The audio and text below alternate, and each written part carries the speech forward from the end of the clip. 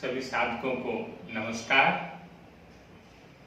साधकों, इस लॉकडाउन के दौरान जो ये योग यात्रा हम कर रहे हैं, इसके बहुत ही अच्छे प्रभाव आ रहे हैं और साधक जो हैं जब फ़ोन करके बताते हैं कि आपकी छोटी छोटी क्रियाओं से हमें बहुत लाभ हो रहा है, तो इस दौरान कुछ ऐसे भी साधक हैं कि जो ये शिकायत भी करते हैं कि हमसे जो है ये भी नहीं हो पा रहा, क्योंकि हम रात को जो है कंप्यूटर पर ज़्यादा देर तक हमें काम करना पड़ता है, सुबह भी जो है वो जल्दी नहीं खुलती, सारा दिन थकावट रहती है।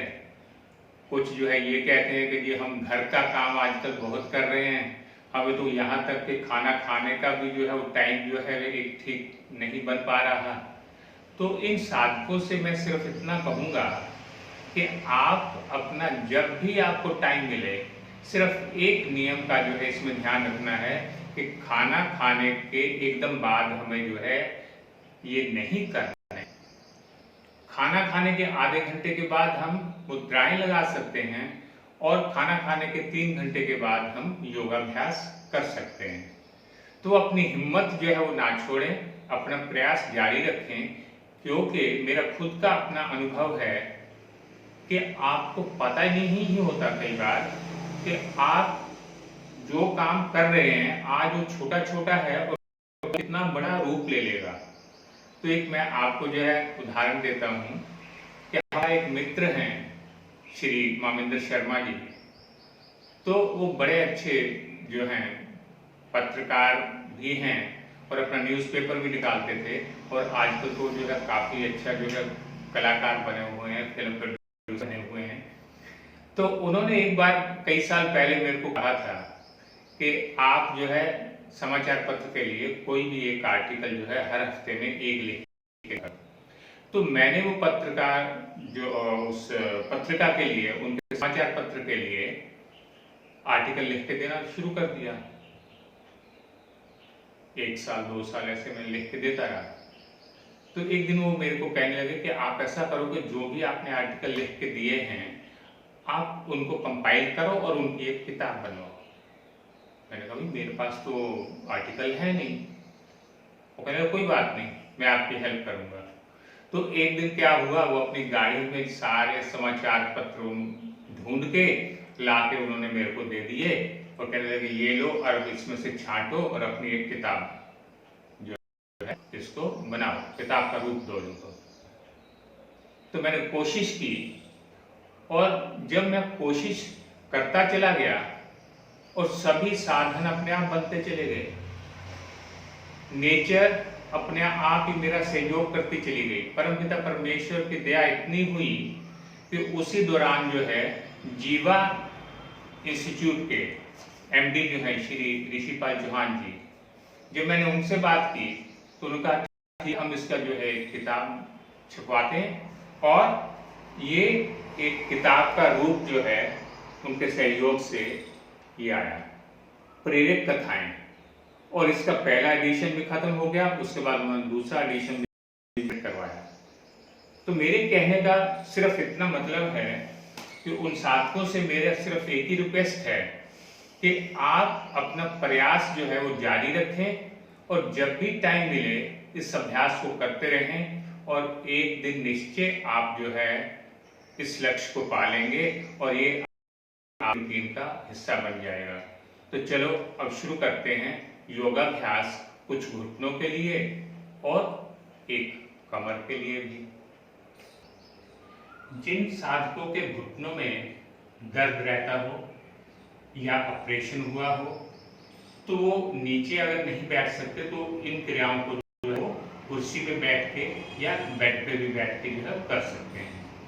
पर याद रखना है कि हर क्रिया को, हर आसन को अपनी क्षमता के अनुसार करना है, क्योंकि यम और नियम में यम जो है वो सामाजिक नैतिकता है, नियम जो है व्यक्तिगत नैतिकता है। तो यम में सबसे पहला चैप्टर, क्योंकि उसके 5 विभाग हैं, तो पहला भाग जो है वो है अहिंसा। तो अहिंसा को हमेशा याद रखना है, यानी कि किसी के साथ भी हिंसा नहीं करनी, वायलेंस नहीं करना। तो जब वायलेंस दूसरों के साथ नहीं करना तो अपने साथ भी नहीं करना, उसका पालन हमें अपने ऊपर भी करना है। तो उसको याद रखेंगे और कैसे करेंगे इस क्रिया को, दोनों पैर रखेंगे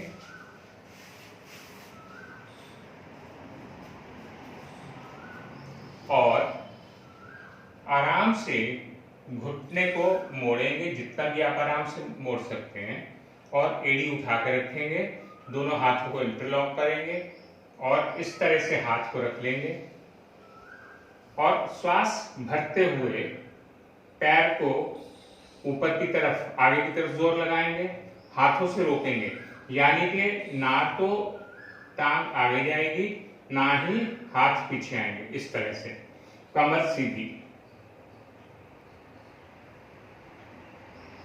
और धीरे से छोड़ देंगे। फिर हाथ को नीचे रखेंगे, और फिर रिवर्स प्रेशर बनाएंगे, यानी कि अंदर की तरफ जोर लगाएंगे, हाथों से रोकेंगे, ये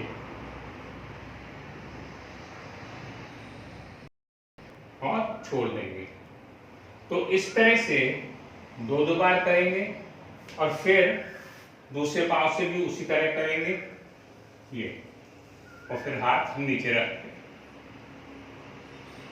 तो 2 बार करने के बाद फिर, यानी कि 2 का 1 सेट इधर इधर, तो इस तरह से आप 3 या 4 सेट जो है अपनी क्षमता के अनुसार करेंगे। और दूसरा, सीधे बैठेंगे और धीरे धीरे एड़ी को खिसकाते हुए अपनी तरफ लाएंगे, ये जितना भी आप ला सकते हैं। याद रखेंगे कि हिंसा नहीं करेंगे, और फिर धीरे धीरे ये, और फिर इसी तरह से सीधा, और फिर दूसरे पांव से। तो इस अभ्यास को आप कुर्सी पे बैठ के धीरे धीरे कर सकते हैं। और ये, और अब दूसरा, कमर के लिए एक अभ्यास करेंगे, पवन मुक्तासन। और याद रखेंगे जब भी लेटेंगे तो हमेशा थोड़ी करवट लेके लेटेंगे और सीधे हो जाएंगे।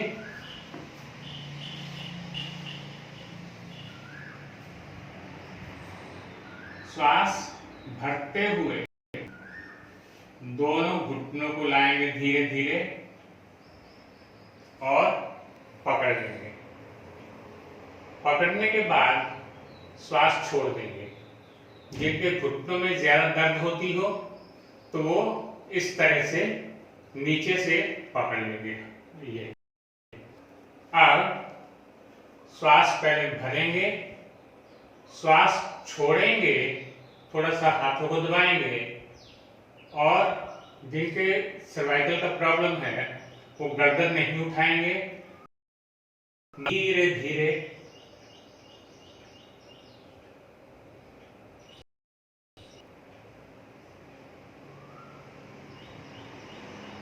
श्वास भरते हुए वापस, और श्वास छोड़ते हुए टांगों को सीधा कर लेंगे और कुछ देर शवासन में लेट के आराम करेंगे। और इसी तरह पांव को इस तरह से रखेंगे, बाजू सीधी एड़ी के पास, और श्वास भरते हुए लोअर बैक को थोड़ा सा उठाएंगे और वापस चले जाएंगे। लोअर बैक को उठाएंगे और धीरे धीरे वापस जाएंगे। तो इस तरह से इसका अभ्यास करें।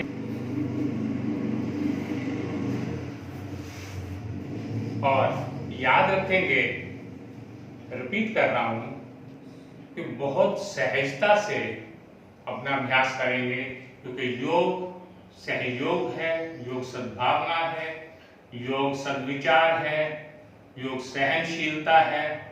तो ये सब का ध्यान रखते हुए, और साथ ही साथ कोरोना वायरस को दूर करने के लिए, इस देश से भगाने के लिए जो भी दिशा निर्देश हैं उनका पालन करेंगे और जो कुछ भी अभ्यास हम स्वयं कर रहे हैं वो अभ्यास हम दूसरे भी अपने दोस्तों को, अपने रिश्तेदारों को, जिनसे हम प्यार करते हैं और जिनको हम चाहते हैं वो भी हमारी तरह स्वस्थ रहें, खुश रहें और जीवन का आनंद लें, उनको भी बताते चले जाएंगे।